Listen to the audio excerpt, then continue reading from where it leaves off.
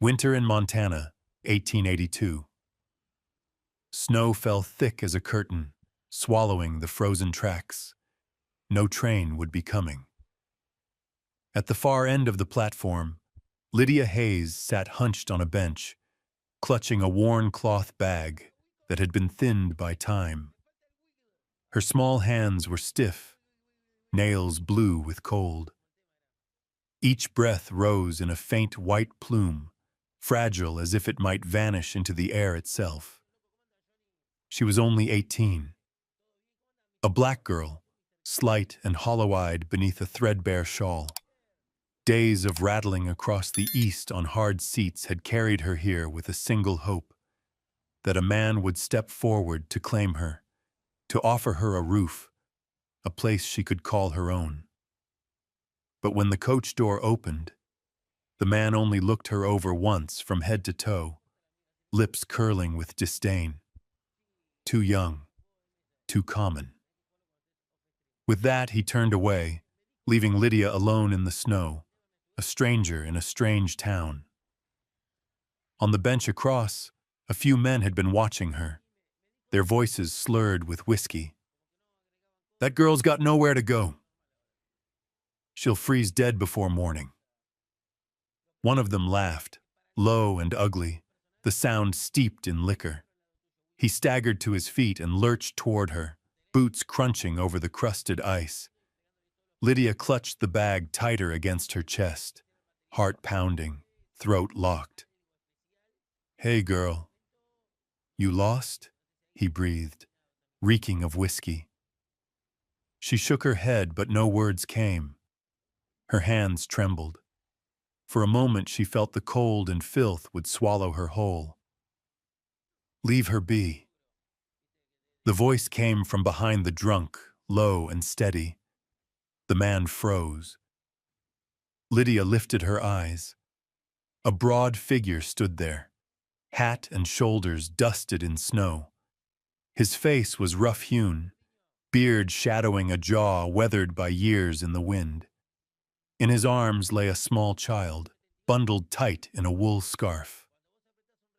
Malcolm Boone, widower, a man who kept to himself on the outskirts of town.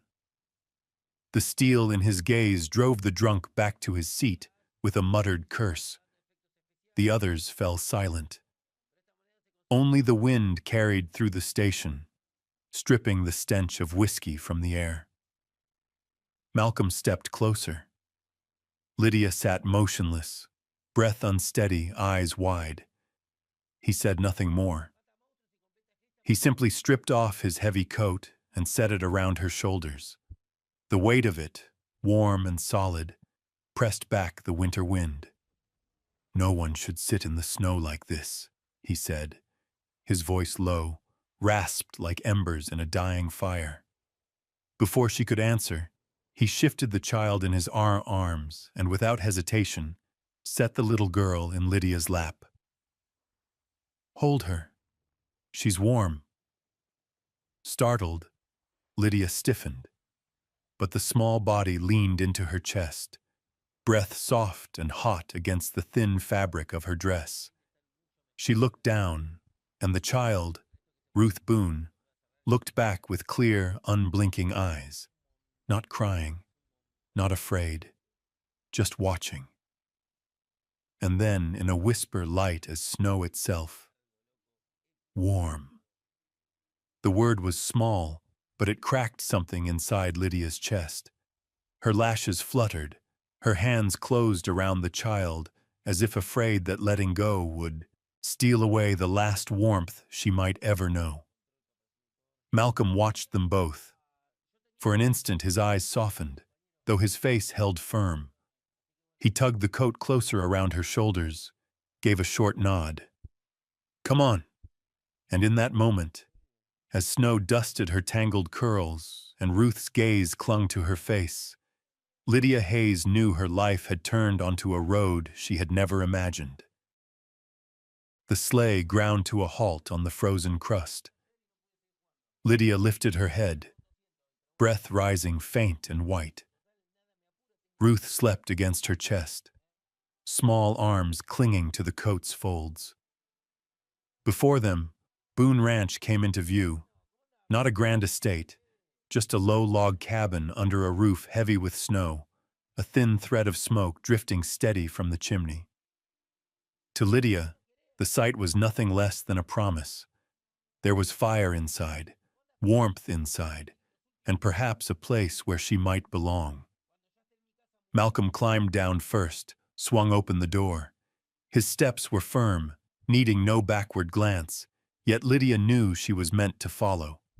She carried Ruth in her arms, stumbled across the porch boards after him. When the door opened, heat rushed out and stung her eyes. After so many days on the road, at last she stepped into a house, even if it wasn't hers. The cabin was plain to the point of ache. A rough-hewn table pressed against the wall, lonely chairs set about it. The hearth burned red, but shadows still claimed the corners. On a shelf lay chipped cooking pots, blankets folded sharp but worn thin. No woman's touch, no echo of family, only neatness and a chill that lingered. Lydia paused at the threshold, feeling she had crossed into a domain where a man asked nothing from anyone but himself. Malcolm laid Ruth down on the small bed in the main room, tucking the blanket firm. The child stirred, fat hand clutching at the edge of the quilt, as if searching for her mother. Lydia watched, her throat tightening. She didn't know whether to step closer or turn away. "In here." His voice rasped from the hallway. He had opened a narrow door. Lydia followed, finding a cramped space, walls lined with feed sacks, a cot with a threadbare cover. Not fine, but it meant she wouldn't be sleeping in the snow. She nodded, no thanks spoken. Malcolm answered with a single nod of his own, then shut the door. His boots faded down the hall, leaving her alone. She sat on the cot, pulling the blanket high. Her fingers clutched the coat he had draped around her. The wool held the scent of pine pitch, warm and rough, and her eyes pricked hot. That night, she couldn't sleep. Each time she drifted off, she drew the coat tighter, as though afraid it would vanish. Morning brought strange sounds. Lydia cracked the door, stepping softly into the hall. The cabin stood brighter in the pale sun streaming through the window. The kitchen was small, the table bare. On a chair, Ruth sat swinging her legs, hands busy with a slice of bread smeared with red jam. Her little coat hung damp over the backrest, still wet from the snow. Lydia stood watching, then moved without thinking. She found a basin, poured warm water from the kettle, dampened a cloth, and gently wiped the child's sticky hands. Ruth didn't resist, only stared with wide eyes.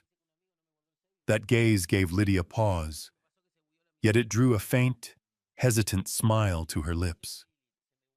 She turned next to the hearth, gathered the tiny sweaters that hung drying and folded them one by one. Her hands shook, clumsy in the task, but she pressed each crease with a kind of reverence.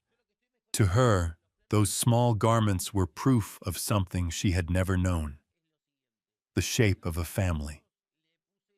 The door banged open. Cold swept in.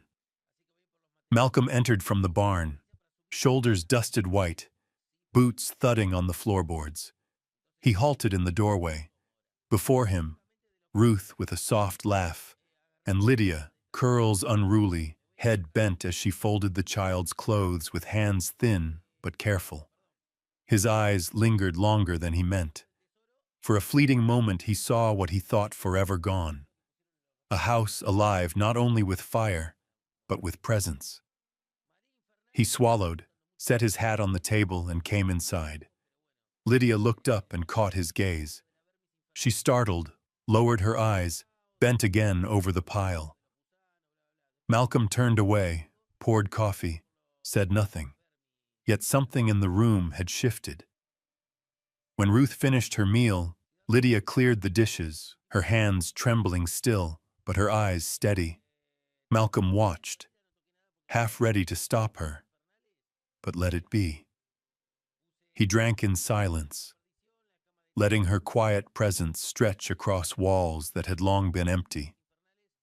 Later, as Lydia returned to her small room, she heard his boots cross the porch again, heading toward the barn. Ruth stayed behind, drawing circles with a finger on the table, eyes flicking now and then toward Lydia. She spoke no word, but in that look Lydia felt the edge of belonging. No full claim, not yet family, but not wholly an outsider either.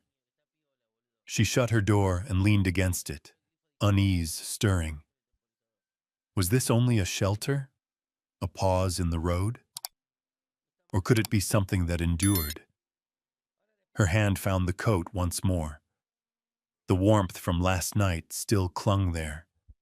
For the first time in many days, a fragile spark lit in her chest. Perhaps she would not have to wander anymore. That morning Lydia rose earlier than usual. The fire still glowed faintly from the night before, wood popping in the quiet kitchen. Ruth had just woken, hair tangled, eyes half shut, clutching her worn stuffed bear. Lydia knelt before her, touched her shoulder gently. "Would you like a warm bath?" Ruth froze. Since her mother's passing, no one had bathed her but Malcolm, and he did it rough, pouring cold water quickly. The child hesitated, fingers gripping her bear tight. Lydia smiled, soft and steady.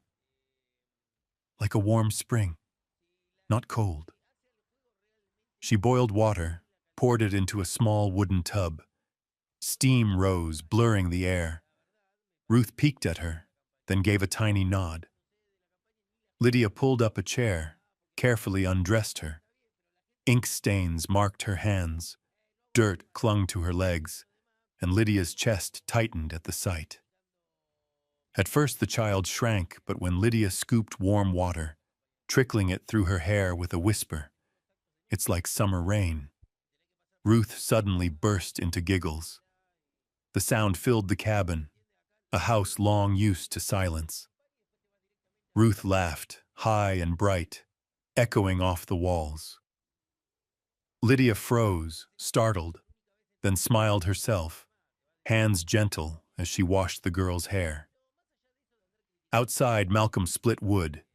The axe bit sharp, logs cracking apart, sweat on his brow despite the cold. He stiffened when the laughter reached him through the door. How long had it been since he'd heard that sound?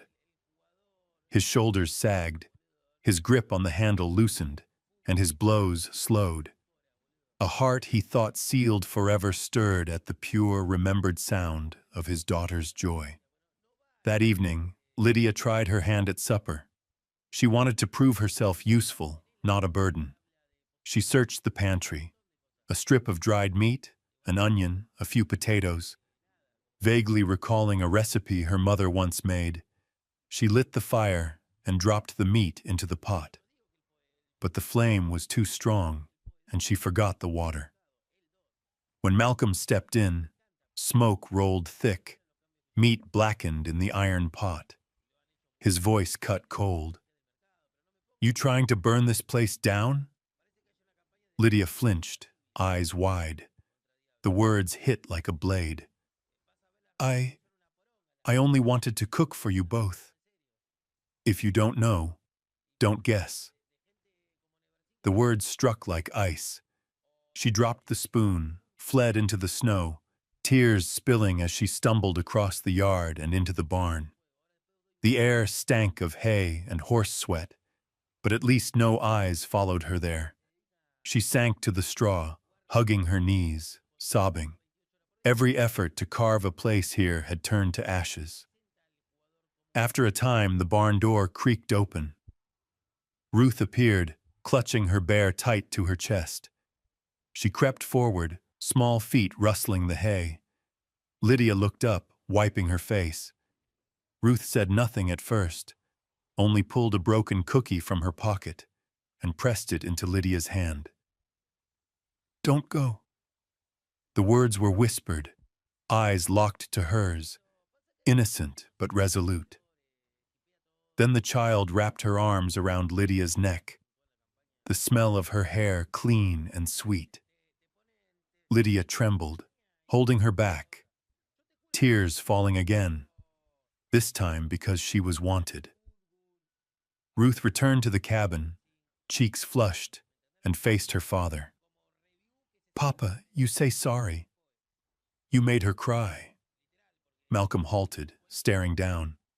He wasn't used to being challenged, least of all by a child of 5, but the look in her eyes robbed him of any defense. For the first time he realized not only Lydia had been wounded, his daughter had felt it too. That night Lydia stayed in the barn, exhaustion pulling her into sleep on the straw. Malcolm came later, meaning to offer some clumsy apology. But what he found stopped him still. The frail girl curled in the hay, clutching the broken cookie in her hand, tear-streaked face now calm under the shaft of moonlight. Without a word, he bent down and lifted her. She stirred, startled awake, cheeks burning at finding herself in his arms. "Put me down. I can walk." Her voice trembled, but Malcolm didn't slow. His stride was firm across the snow, straight back into the cabin.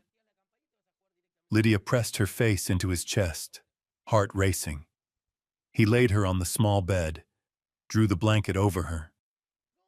For a long moment he stood, eyes resting on her tear-stained face. "I spoke too harsh. I'm sorry." Lydia stared, caught off guard, then turned her face aside, pulse quick and loud in her ears. Silence filled the room, broken only by the awkward rhythm of their breathing. Malcolm gave a slight nod and turned away. As the door closed behind him, Lydia's eyes followed the broad shoulders swallowed in shadow. She clutched the blanket tighter, cheeks flushed. Embarrassed, yet deep within, something had shifted. The first day Lydia rode with Malcolm into town. The sun was sharp, though snow still lined the roadside. They sat in the sleigh, Ruth wedged between, her small hands gripping her father's coat. Lydia leaned slightly aside, fingers holding the frayed hem of her old dress. She tried to sit straight, eyes lowered, heart hammering as the line of wooden buildings rose ahead. Hooves struck the frozen ground like drumbeats, announcing their arrival into the world of watching eyes. Just as she feared, Saddle Creek met her with a chill colder than any winter wind. The blacksmiths out front stopped talking, eyes following each turn of the sleigh. At the general store, women weighing sugar paused, their gazes fixed on the black girl riding beside Malcolm Boone. A dry laugh rang behind her, followed by a voice pitched to reach her ears. "Mail order misfit!" Another voice chimed in, mocking. Used goods, most likely. Heat rushed to Lydia's cheeks. Not shame, but a muted ache. She bit back tears, bowing her head. In front of the bakery, a woman held her young son's hand. When Lydia passed, the boy lifted his palm in greeting. His mother yanked him back, eyes sharp as if warding off some contagion. Lydia bit her lip until it bled. She said nothing. Malcolm's face hardened beside her, hands clenched on the reins until his knuckles whitened. He spoke no word, did not look her way, only urged the horse faster. When they cleared the town, Lydia lifted her head, drew a long breath. The sting still clung to her chest, but she forced the tears down. She had grown too used to being looked down upon to grant her tormentors the victory of seeing her weep. In the days that followed, she rarely left the ranch. Instead, she worked. washing clothes, mending table linens, scrubbing dishes. Slowly her touch left its mark everywhere. Kitchen tidy, Ruth's blankets sun-sweet, a cloth spread across the table. The ranch became more than wood walls and shadows. It breathed now with the presence of a woman. Malcolm gave no praise. But one evening, as Lydia cleared the table, he set before her a bowl of hot soup. No words, no lingering glance. Yet it was enough to make her sit still, hand tightening around the spoon. Ruth noticed first.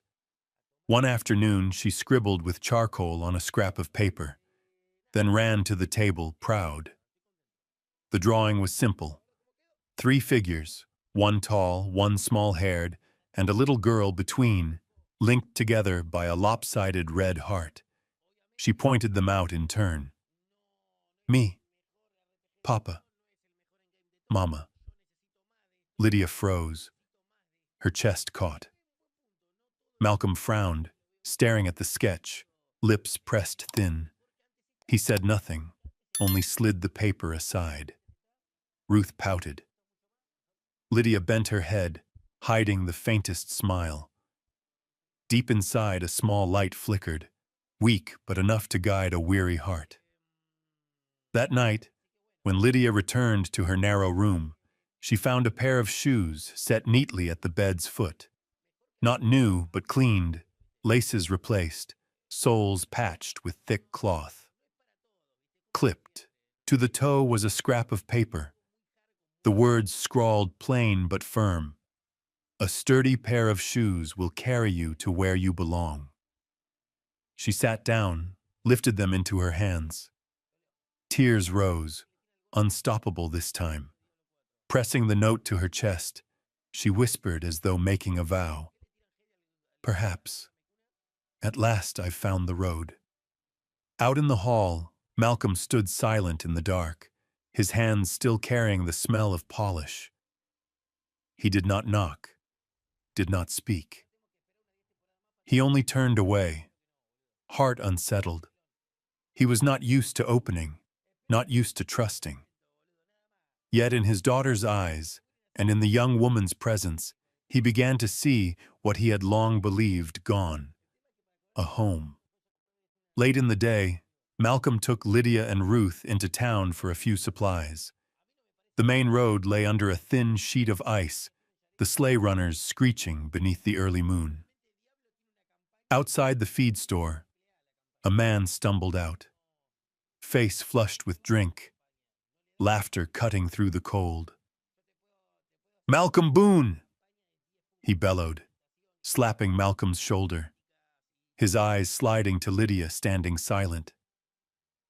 "So when's the wedding, Boone? Gonna turn that girl into a nanny for hire?" The roar of laughter from his friends struck like a blade. Lydia froze, every word carving itself into her chest. Her face burned hot while the rest of her body chilled. She lowered her head, clutching her small bag close, pretending not to hear. Malcolm gave no reply, only pulled Ruth nearer and walked on. But his silence pierced Lydia sharper than the mockery. That night, after the cabin had gone dark, Lydia sat alone in her small room. She laid out her thin bag on the bed, folded her few belongings inside: a worn dress, a handkerchief, the shoes Malcolm had given her. Her trembling fingers brushed the scrap of paper she still kept tucked away. The ranch had given her warmth, but the stairs in town, and Malcolm's silence, reminded her she was still an outsider. Tears slid soundless. She tied the bag, pulled on her cloak, and slipped into the night. The wind howled, snow slashing her face. Lydia tightened the scarf at her throat and pressed forward through the storm. Each step sank deep, as if the weight in her chest pressed her down. Behind her came hoofbeats, fast and urgent. Malcolm had discovered her absence. He urged his horse hard into the storm. "Lydia!" he called, voice ragged against the wind. She turned, tears blurring her sight. Through the swirling dark, his horse struck ice. He hauled at the reins, but too late. The animal slipped, and Malcolm crashed to the ground, a cry torn from him. Lydia ran to him, heart racing. Are you hurt?" His teeth clenched, hand clutching his thigh, pain keeping him from standing. Lydia dropped her bag, knelt beside him, panic rising. The storm whipped her face raw, but all she saw was the man shuddering in pain. Without thought, she slid an arm beneath his shoulder, straining to lift. He outweighed her twice over, his heavy frame dragging her down. Yet she set her jaw, forcing each step forward, dragging him through the storm toward the cabin. Every stumble, every muffled groan, every time his hand clenched her thin arm, through it all, their eyes met in the white fury, locked for what felt an endless span. When the cabin door closed behind them, firelight wrapped them both again. Lydia eased Malcolm onto the long bench, hurried to feed the flames. Her hands shook but held steady as she tugged off his frozen boots and cleaned the wound at his thigh. Malcolm sat silent, his gaze fixed on the bent figure before him, hair damp with snow, face pale but determined. At last, his voice broke through, rough with strain.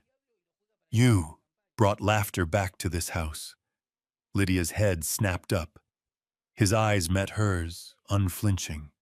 In the cold moonlight spilling through the window, she saw something there she had never glimpsed before. Something raw, urgent, unhidden. Her heart stuttered, hand gripping the edge of her scarf. She could not find words, only gave a small nod, lowering her head. But in that nod lay an answer. In the days that followed, Malcolm could not yet walk without help. Lydia stayed close, steadying him step by step, from bed to hearth, from porch to barn. At first her hand barely brushed his arm, but slowly her grip grew firmer, his weight leaning heavier. Once, when he faltered too far, she caught him, and his whole frame fell against her. In that instant their eyes locked. Close enough she felt the rush of his breath. Close enough he saw the flush rise across her cheeks. They pulled apart quickly, embarrassed into silence. Yet from then on, every touch lingered longer, every glance held something more, fragile but warm. Ruth saw it before they did. She skipped around them one morning, clapping her hands. "Papa's walking now, thanks to Mama." Malcolm started to correct her, but when his eyes met Lydia's, he only stayed quiet. For the first time, silence did not cut. It brimmed with acknowledgement. One evening, Lydia sat by the fire with a needle and thread. Malcolm rested in the long chair, his legs still bound. He watched her, flamelight flickering in his eyes. She looked up, caught his gaze, and her heart faltered. They both turned away at once, shy, awkward. But within that awkwardness something had shifted, steady as stone. Outside, the wind still raged across the land. Inside, Boone Ranch was no longer cold. It held sighs, the clink of spoons, the uneven thud of steps, and the faint, trembling rhythm of hearts. Lydia no longer wished to leave. Days passed, and the wound in Malcolm's thigh eased. He could walk now, slow and stiff, without Lydia at his side. Yet the habit had formed. Each night, once Ruth had drifted to sleep, Lydia prepared warm water, clean cloth, and knelt beside him to change the bandage. Her hands, once awkward, had grown sure, so gentle that at times Malcolm forgot the pain altogether. That evening, the cabin lay quieter than most. The wind screamed outside, but within only firelight burned against the log walls, the wood snapping softly in the hearth. Malcolm sat on the long chair, trousers pulled above the knee, while Lydia bent before him, slender hands pressing fresh linen to the wound. Her curls tumbled forward, brushing against his knee. Malcolm watched, his heart faltering in its rhythm. When she reached to tie the cloth, his hand closed over hers. Firm, but not rough. Lydia's head jerked up, wide eyes catching the fire's reflection. Malcolm leaned closer, voice low, drawn deep from his chest. "I will never bring you pain." Her hands trembled. 5 plain words, yet they shattered the walls she had built around her heart. No one had ever said such a thing. No one had ever counted her safety as something sacred. Tears welled and fell, burning against her cheeks in the cold night. She would have turned away, but Malcolm's hand held steady, his eyes fixed on hers. Silence pressed heavy, broken only by the hammer of her pulse. She swallowed, gave a small nod, a quiet answer. Malcolm released her hand, but the distance between them had already changed forever. Just then, light footsteps padded from the bedroom. Ruth shuffled out, clutching her threadbare bear, eyes heavy with sleep. She blinked at them, then walked forward and held the toy out to Lydia. "It's Mama's now." Lydia froze, tears still wet on her face. Her hands shook as she accepted the ragged toy, its fabric worn with years. To Ruth, it was the most precious thing she had, the one she had never parted with since her mother's passing. Lydia's throat closed. She pulled the child into her arms, the bear pressed between them. Malcolm stood watching, silent. Yet his gaze softened. He had just witnessed a rite needing no words.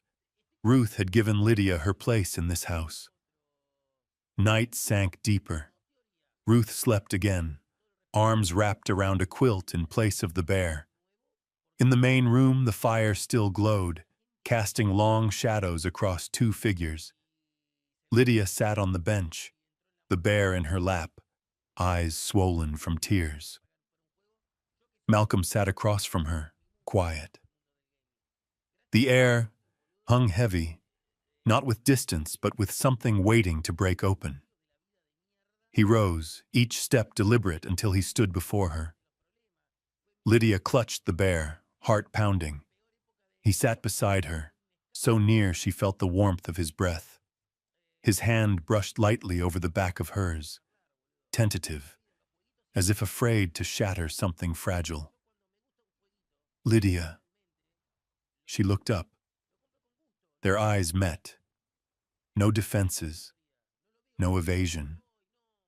Only 2 souls, long burdened with loneliness, finding a place to rest. Malcolm raised his hand, thumb brushing the damp from her cheek. Lydia's lashes fluttered, but she did not turn away. The moment drew them together. Their first kiss was slow, hesitant, as though rushing might break the spell. Breath mingled, wood smoke and fire clung around them. No blaze of passion, no fevered claim. Only 2 people, once left behind, now choosing each other. Malcolm folded her into his chest, arms solid yet tender. Lydia leaned in fully, letting tears flow free. For the first time she wept not from pain, but because she was loved as a woman, wholly and truly. That night, they belonged to one another. In the glow of the fire, not hurried, not desperate, but in a simple declaration. Lydia was no longer cast aside, no longer the bride abandoned. She was seen, she was chosen, she was kept. And when sleep finally claimed her in Malcolm's arms, the old bear slipped to the floor. In the flicker of flame, their shadows formed 3 together, for the first time a family whole. That afternoon, the sky pressed heavy, gray enough to bury the valley whole. Wind screamed through the canyon, carrying a cold sharp as a blade. Malcolm nailed boards over the window frames, stacked wood by the hearth, bracing for the storm rolling down on them. Ruth played on the rug, the old bear tucked in her arms, cheeks flushed brighter than usual. Lydia noticed first. When she bent close, her hand to the child's forehead, the heat nearly made her gasp. Malcolm, Ruth's burning. He spun around. One touch was enough. The fever burned through her daughter's small frame. His usual calm vanished. He strode the room like a caged animal, fists clenching, eyes wide with panic. I have to reach Dr. Rigsby. You can't! Lydia cut him off. Look at that wind. The road's already gone. You wouldn't get across the ice river alive. Malcolm froze. He had faced wolves, braved winters that near broke him, but never had he felt as helpless as now. His lips moved, words failing, as he stared at his daughter gasping in Lydia's arms. Then, what do we do? Lydia clutched Ruth tighter, dragged more blankets close, stoked the fire high. Her voice trembled but held steady. I'll stay here with her.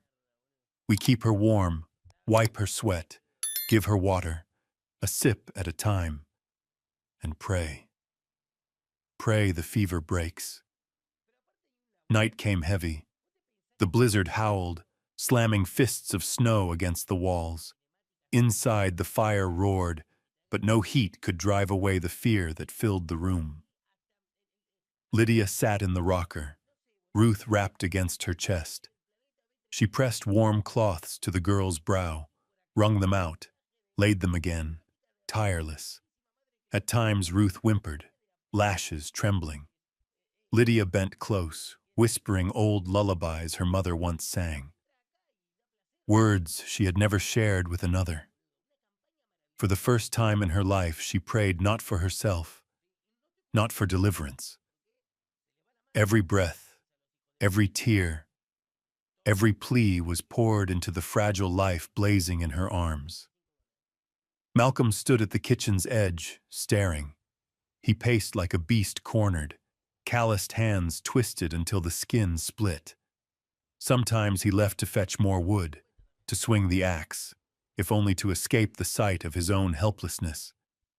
Yet each time he returned, Lydia was still there, hair tangled, eyes hollow with weariness, but hands steady, voice quivering yet unbroken. Near midnight, the fever climbed higher. Ruth shivered in delirium, sweat pouring, breath ragged. Lydia was near collapse, eyes raw, hands shaking too much to wring another cloth. Malcolm stepped forward, ready to take her place, but Lydia shook her head, clutching the child. Let me. She needs me. 4 words, nothing more, but they stopped him cold. She needs me. No one had spoken such words of Ruth since the day her mother died. He sat down opposite, watching long and hard, as if for the first time believing that Lydia had not entered this house out of pity, but out of love. Outside, the storm shrieked, the valley drowned in white. But in the cabin, only the fire's glow remained, and the whispered prayers of a woman begging life for a child not her own. Toward dawn, the fever broke. Ruth stirred, eyes fluttering open, weary but clear. Lydia choked, clutching her close, tears falling onto the child's damp brow. The girl blinked, lips parting in a faint breath. Mama. The word was small, fragile as the wind through the eaves, yet it pierced straight through Lydia's chest. She shook, holding the child so tight she could scarcely breathe. Malcolm stood frozen in the doorway, hand gripping the frame until his knuckles blanched.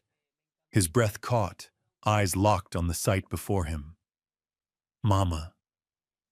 That word swept aside every doubt, every barrier. He saw plain. Ruth had chosen. And Lydia had become part of this family. By the time morning light bled through the mountains, snow still lay thick, but the storm had quieted.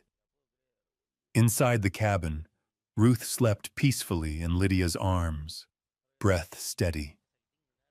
Lydia sat hollow-eyed, a weary smile flickering on her lips. Malcolm stepped forward and sat beside her. He said nothing, only set his broad hand gently on her shoulder. The touch was firm, wordless, like a vow. For the first time, his eyes on her held no reserve, no suspicion, only trust and gratitude. In the pale dawn light, Lydia felt the truth settle deep. The old wounds were still there, but a new family had taken root, right in the heart of the harshest winter. Spring stretched across the prairie. Snow thawed, strips of green pushing up from soggy earth. Horses ran, manes streaming in the new sun, their breath white in the clear air. Lydia stood at the wooden fence, watching, her face bright in the morning light. She was no longer the thin girl who had trembled at the station. She was a woman who could lean on herself. Ruth darted about at her mother's feet, skirt flying, clutching a wildflower she had just picked. The child's laugh rang through the yard and made Malcolm pause as he came from the barn, shoulders dropping a fraction. The house that had once been all silence now brimmed with sound. Then the past, Lydia had thought, left at the depot, found them. One afternoon, as Malcolm led a horse home, a figure appeared at the ranch gate. He sat straight in a long coat, squinting under a wide-brimmed hat. Lydia went still at once. It was the man who had left her on the platform, the same man who had sneered, "Too young, too common," and turned away. He dismounted and walked up, a smug smile on his face. "I looked everywhere. Now I know where you've been hiding." Lydia stepped back, her chest weighty. "What do you want here?" "To take you back," he said, blunt.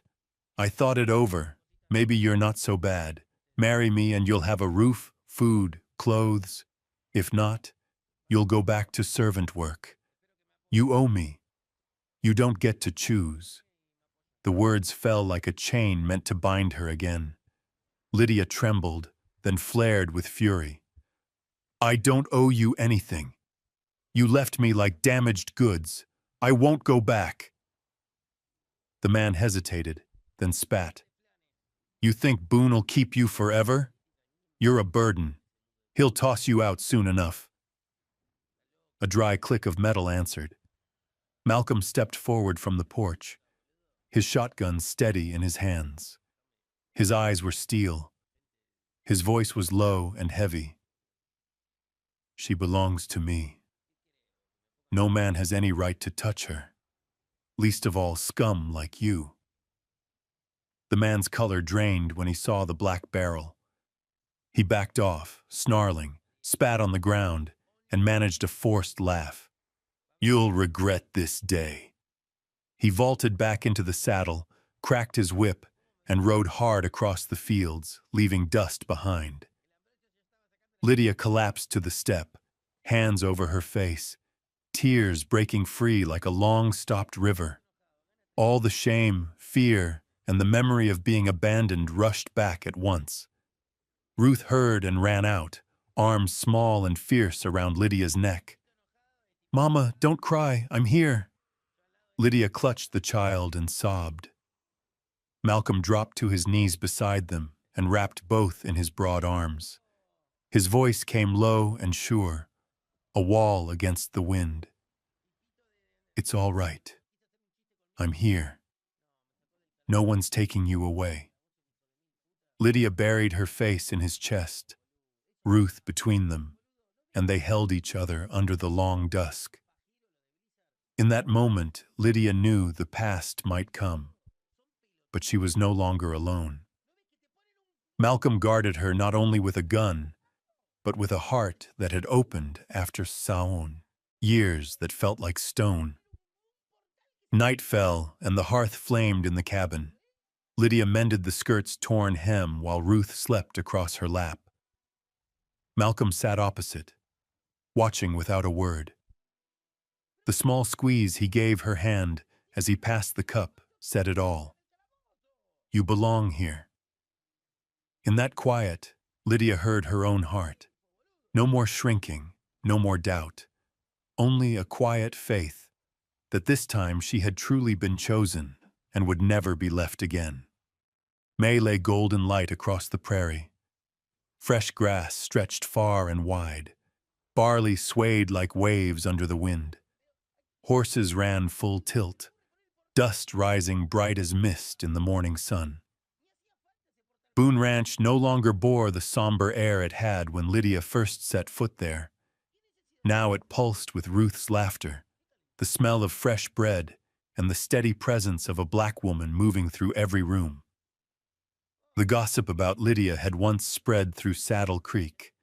Mail-order misfit, cast off. But time turned whispers into something else. One morning, Mrs. Whitaker, the blacksmith's wife, came to the ranch, coughing deep, hand pressed to her chest.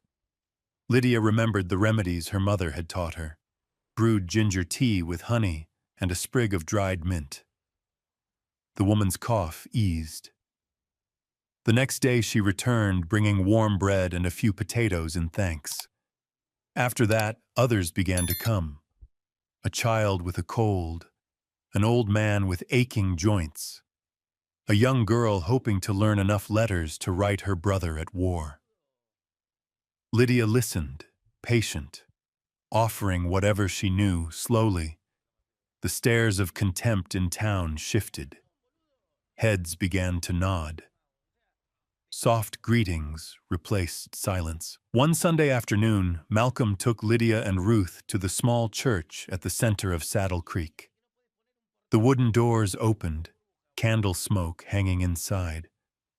Lydia tightened her grip on Ruth's hand as she entered, memory sharp and bitter. Days when townsfolk had pulled their children away from her as if she were a stain. But this time, no one did. A few women glanced back, then nodded. Mrs. Whitaker smiled, made room on the pew. Lydia sat down, heart racing, hardly able to believe what she saw. When service ended, Ruth bounded out into the yard. She seized Lydia's hand, then called out clear across the crowd, "Mama, lift me up!" The air went still. People turned. Lydia froze, face burning, bracing for the familiar wave of laughter and scorn. It never came. Instead, the pastor chuckled softly. "Sweet little thing." Others nodded, even smiled.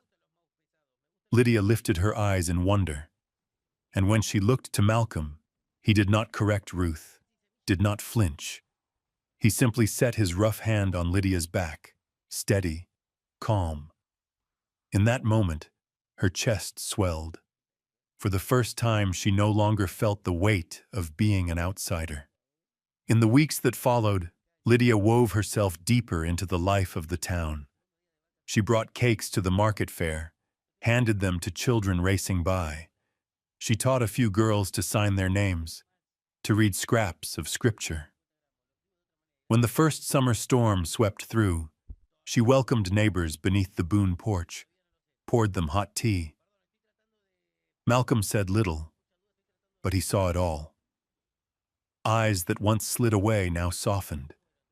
Lips that once whispered now greeted her plain. And every time Ruth skipped at her side, shouting "Mama," as if to stake a claim before the world. One evening, Lydia sat under the oil lamp, sewing a dress for Ruth.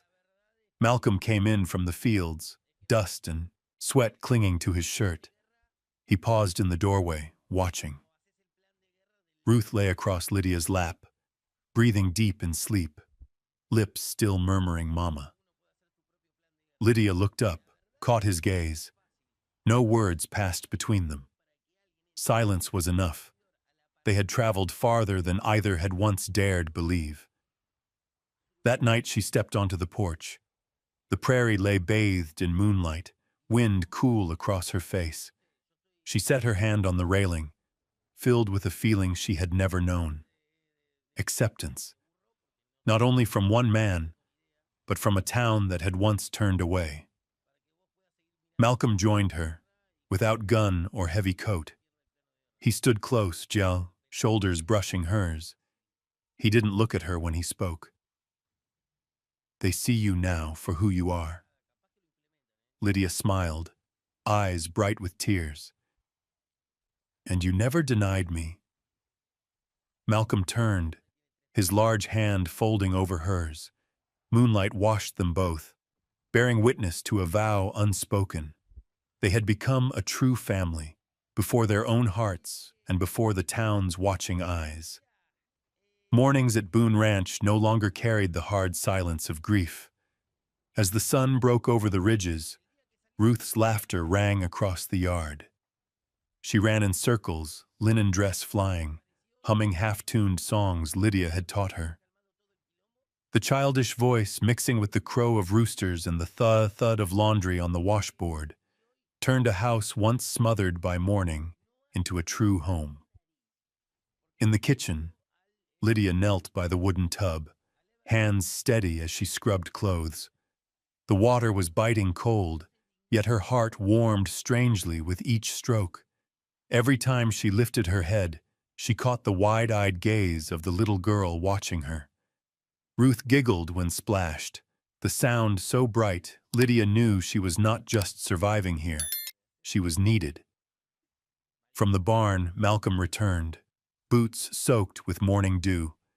He stopped at the doorway, arms folded, and watched the scene inside. Lydia with a kerchief tied over her hair, Ruth dancing beside her.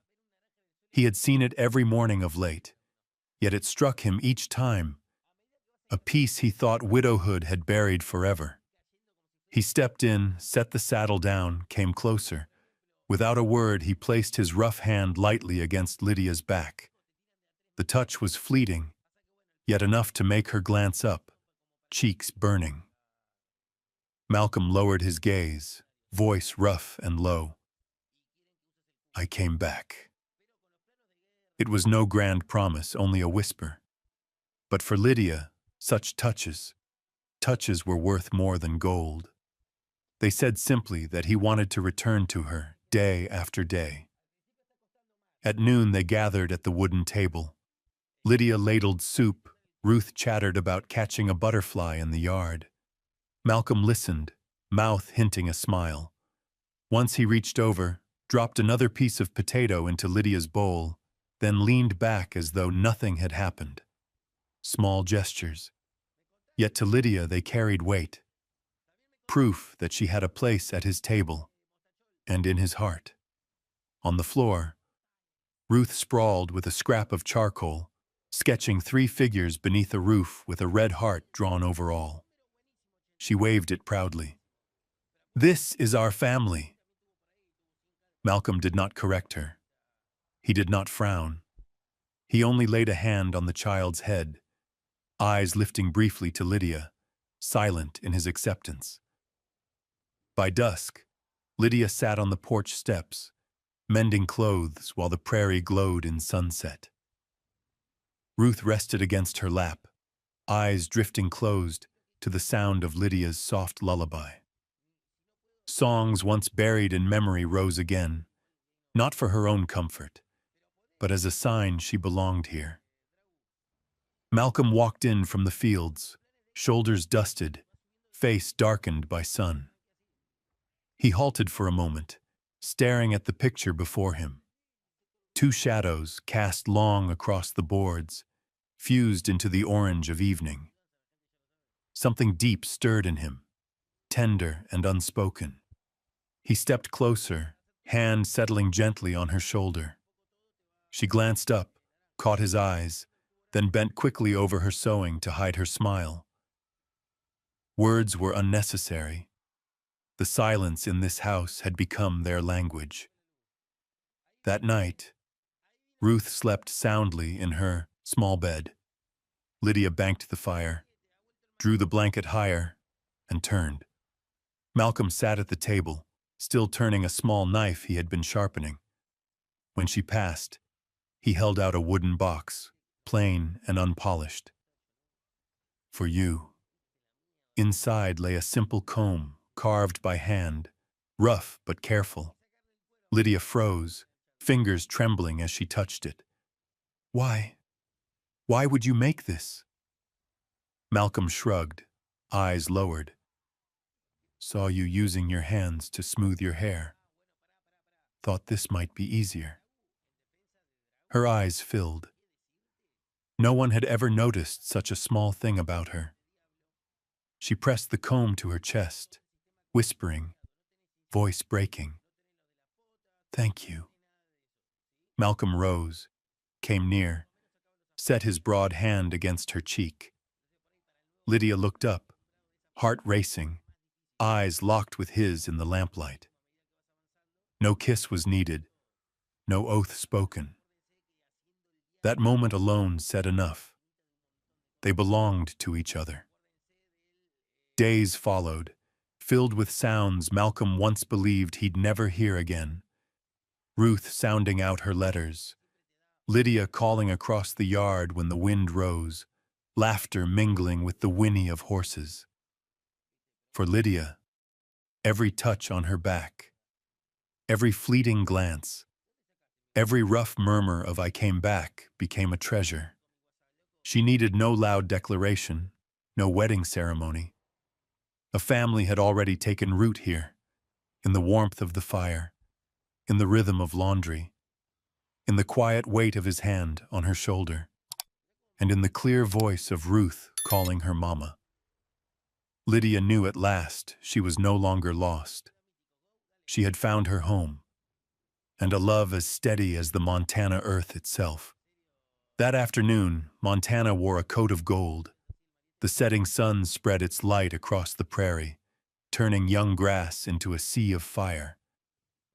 Boone Ranch stood quiet in the glow, the porch casting long shadows on the boards.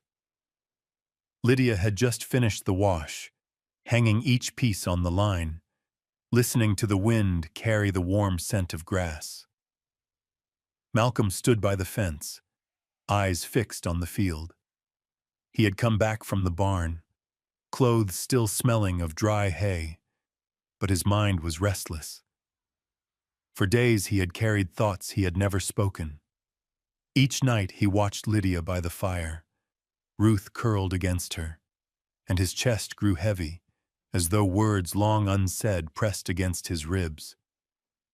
He walked toward the porch, boots striking steady on the wood. Lydia looked up, startled at the fire in his eyes. Malcolm did not circle around his meaning. His voice came deep, edged with both tremor and resolve. You made my heart beat again. The garment slipped from Lydia's hands. Those words burned through her, undoing the quiet belief that she was only his cook, his child's caretaker, his companion through empty days. Now the world beneath her feet tilted. Malcolm stepped closer. No ring, no wooden box, no polished speech, only his calloused hands held out before her. I have nothing but this land, these hands, and a heart I thought long dried. But if you'll have me, all I need is your word. Lydia's throat tightened, tears welling and breaking free. She placed her trembling hand in his. I waited for someone to choose me, not out of need, but out of want. And now, I have been chosen. The words broke into sobs. She buried her face against his chest, shoulders shaking. Malcolm wrapped her tight, arms like ramparts around the woman once scorned, now the center of his life. The last of the sunlight poured over them, two shadows bound together on the worn boards. For the first time, Malcolm was no longer alone, and Lydia was no longer the girl abandoned at the station. Two souls, once wandering, had found each other. Suddenly, Ruth darted out of the doorway, clutching her ragged bear. She shouted with glee, "Papa! Mama!" then threw herself into their embrace. She vanished between Malcolm's broad arms and Lydia's tender hold, her innocent smile a blessing spoken without words. Malcolm bent low, holding them both. His voice, rough with feeling, rumbled near Lydia's ear. "From this day, we are a family. No papers, no wedding bands, only a vow not to leave." Lydia lifted her tear-streaked face, smiling through the ache of her throat, the golden light glinting off her tears. That night, when Ruth had gone to sleep, Lydia stepped out to the porch beneath the thin new moon. Malcolm leaned against a post, staring at the dark fields. She came beside him, wordless, laying her hand over his gnarled fingers laced firmly with hers. No more words were needed. The porch, the hearth, the fields, all had become theirs. She rested her head on his shoulder, listening to her heart strike steady, no longer faltering. For the first time, she felt not just allowed to stay, but openly claimed. Nothing, no one could take that moment from her. In Montana's quiet night, a family was truly made whole. Summer laid its green mantle over Boone Ranch. The prairie rolled like waves, wildflowers lifting their heads along the fence.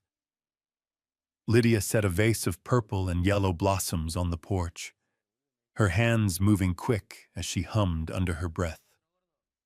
Ruth ran barefoot through the yard, clutching her ragged bear, her laughter carrying far on the wind.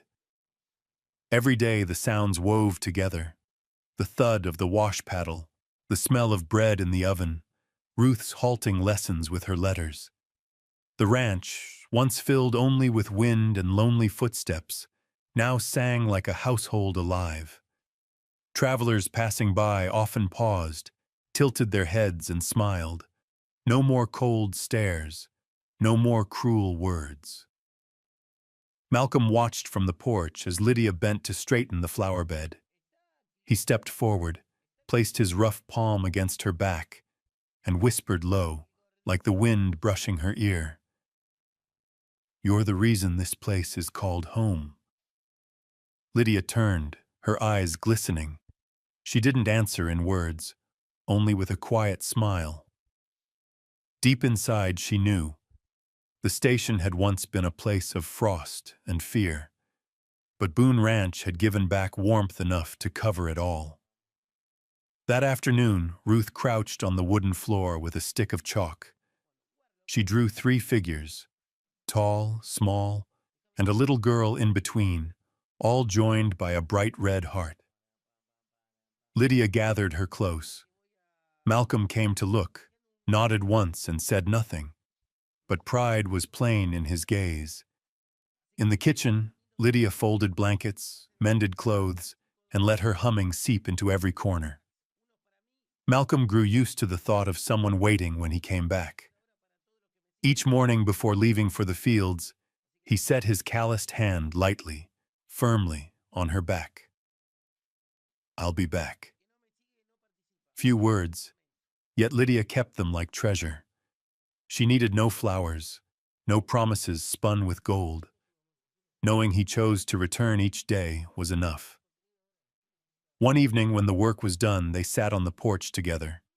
Montana's breeze was cool, the sky crowded with stars spilling light like grains of salt.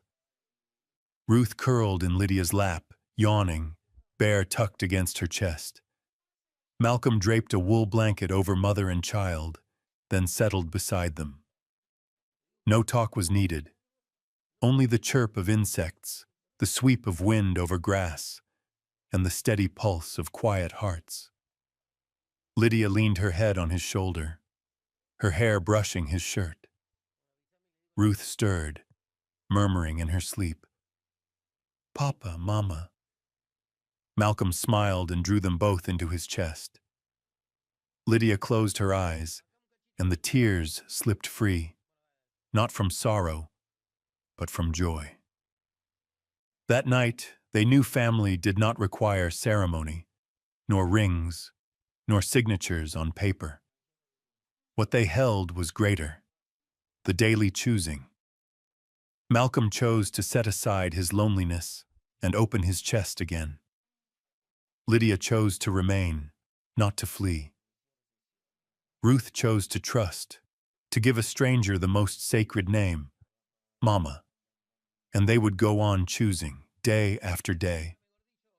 When the wind stilled, a shooting star scored the Montana sky. Malcolm squeezed Lydia's hand and whispered, "We're home."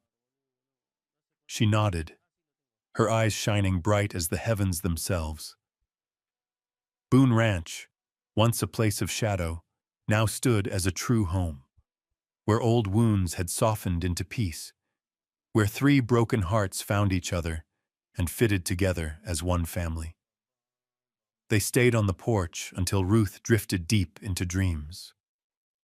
The fire in the hearth had burned low, yet warmth no longer depended on wood. It burned inside their chests. Perhaps, after all the storms, what remains is not the scar nor the loss, but the home one chooses. Lydia had once been abandoned at a frozen station. Malcolm had once lived in solitude like ashes.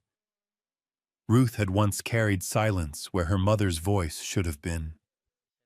Yet here they were, bound by no ring, no proclamation, only by gestures small, glances soft, and a whispered vow.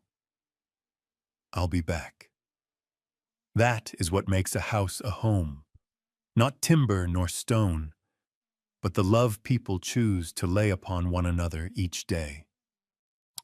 Boone Ranch, once bleak and empty, had become a hearth, where a child's laughter rang, where a woman once rejected now stood at the center of affection, and where a man once hardened by grief had found the courage to open his heart again. And perhaps you, who have lived through many seasons, see yourself in this tale. Perhaps you have known what it is to be left behind, to be scorned, to believe there would be no second chance. Or perhaps you've learned a truth plain as day. Happiness is never late. It comes in a hand pressed lightly to your back, in a sudden mama, in a grip that holds tight beneath a sky full of stars. If this story has touched you, share with us which moment stirred you most. Was it when Lydia was wrapped in a coat against the winter night? When Ruth's laughter broke loose in the washtub? Or when Malcolm offered his scarred hands in place of a ring? We would be honored to hear your truth, for it is your voices that keep the fire of these Wild West love stories burning bright. Don't forget to press like if warmth reached your heart, and subscribe to join us on the trail ahead. Leave a comment. Tell us of a memory, a person, or a moment when you knew this is home. For in the end, love is not the grand gesture. It is the daily choosing. And I believe every heart, though once broken, can still find its true home.